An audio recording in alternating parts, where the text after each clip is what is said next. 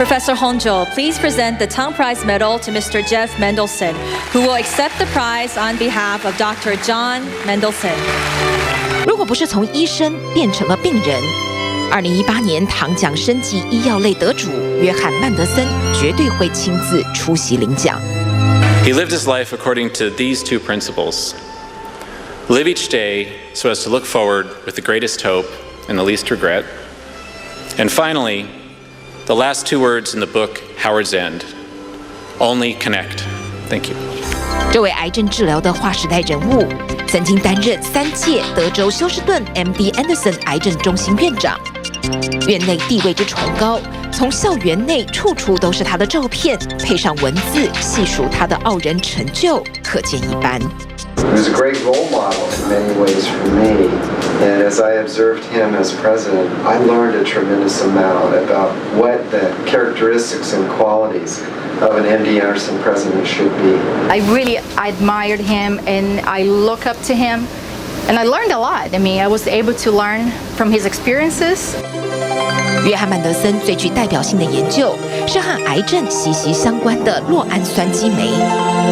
这个表皮生长因子受体 EGFR 在许多癌症中都过度表现或容易发生突变，诸如乳癌、肺癌、大肠直肠癌、卵巢癌、膀胱癌等。当时人在加州大学圣地亚哥分校的曼德森和另一位科学家戈登·佐藤突发奇想，利用抗原来阻挡暴露于细胞外侧的 EGFR。由于原本和它结合的生长因子无法与之结合，受体酪氨酸激酶就会停止活化，减缓癌症生长。就像拿口香糖粘住汽车的锁孔，使它根本发动不了。他们还进一步开发了单株抗体，作为该酪氨酸激酶的抑制剂。不过，这个想法在当时备受质疑，大部分的人都怀疑单株抗体作为药物的可能性，所以没有人愿意给予经费上的补助。The concept was proposed in the early 1980s. And at that time, frankly speaking, most of people don't believe it. Okay, and a lot of novel discovery is like this way. Because the reason people thought that it's difficult to believe it because this type of receptor is critical for normal cell. So one could say, well, it developed monoclonal antibody target the EGFR receptor to kill the cancer cell, but you may at the same time suppress your normal cell growth. 这种想法很类似之后免疫疗法的概念。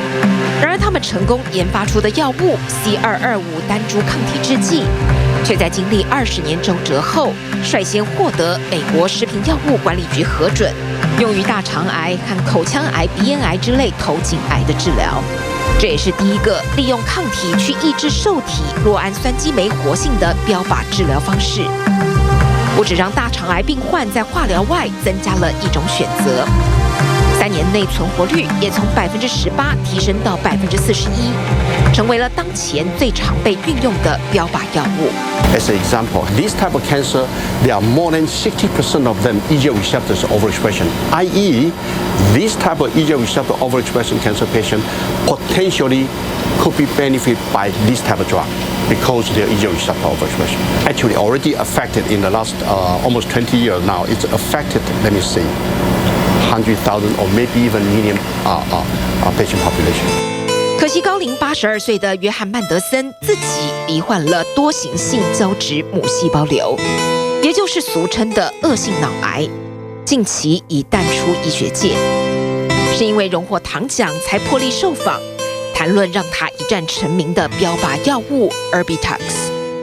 We made an important contribution because we are able to show that very focused and working, linking together people produced wonderful results, but it was part of a huge team effort. 只是对于癌症治疗的未来，这位抗癌先锋依旧态度保守。There's no perfect treatment, and I think that the new treatments that are being developed are getting us closer to understanding why an area becomes important. 1936年出生于辛辛那提，曼德森就读于哈佛大学，主修生物化学，还曾到 James Watson 的研究室工作。詹姆斯·华生当年才28岁，因为发现 DNA 双螺旋结构而获得诺贝尔医学奖。曼德森也成为了第一个入选进入他工作室的大学生。Part of my sophomore year was sort of boring, like the freshman year. And then sometime during the middle of the year, a 28-year-old, very young and extremely clever man took over. And for some reason, he and I got along. And I was his first student. And we did a lot of building together. 曼德森后来决定改念医学。1963年，他从哈佛医学院毕业。1970年，来到加州大学圣地亚哥分校，创办癌症中心，并担任主任职务。1985年，远赴声名远播的纪念史隆凯特琳癌症中心，担任医学院主任长达11年。当时，史隆凯特琳被誉为美国最顶尖、排名第1的癌症中心。In New York, I felt like he was quite accomplished, but I didn't necessarily see what he was doing to the community every day. And then in the New York Times, I think Bristol Myers ran an ad, almost a full-page ad saying, you wouldn't give Newton, money and tell him what to do with it. And, came with a couple different scientists, famous historical scientists. And then on the other side of the page it said, that's why we gave John Mendelsohn, I think it was $250,000 grant, and didn't tell him what to do with it.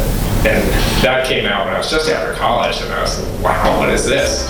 It was really amazing.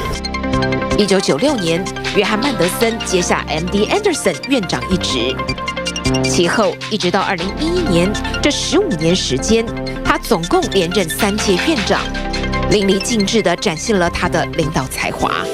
约翰·曼德森其实和台湾也早有渊源。2006年，台中中国医药大学为表彰他在癌症领域上的贡献，特别颁赠名誉博士学位。这也是该校创校48年以来首位名誉博士。采访中，曼德森回顾人生几次关键决定，妻子都是他最重要的咨询者。这对医界有名的夫妻档，携手从圣地亚哥转往纽约，再到休斯顿，在一般人眼中都是不可思议的选择，最终却成就了令人难以想象的成功。对于年轻人的生涯规划，曼德森如此建议 ：Well, you don't always pick a winner, and the ones you hear about are the ones that were winners. But I would say that it's a fair statement that we've been pretty lucky in picking good choosers. So a number of times when we've built in a new way of explaining something, it's tried out and it works. And it doesn't happen that often, so we were lucky that it happened a few times. 在 M.D. Anderson 待了22年之后，约翰·曼德森选择在自己82岁生日，也就是2018年8月31号当天宣布退休。看似是从癌症治疗的舞台上功成身退，其实是成为斗士，亲上火线战场。他所罹患的恶性脑癌从来不曾让他胆怯。在被任命为 M.D. Anderson 的荣誉院长之后，他仍持续在抗癌领域贡献一己之力，只希望更多后人能站在巨人肩膀上继续前行。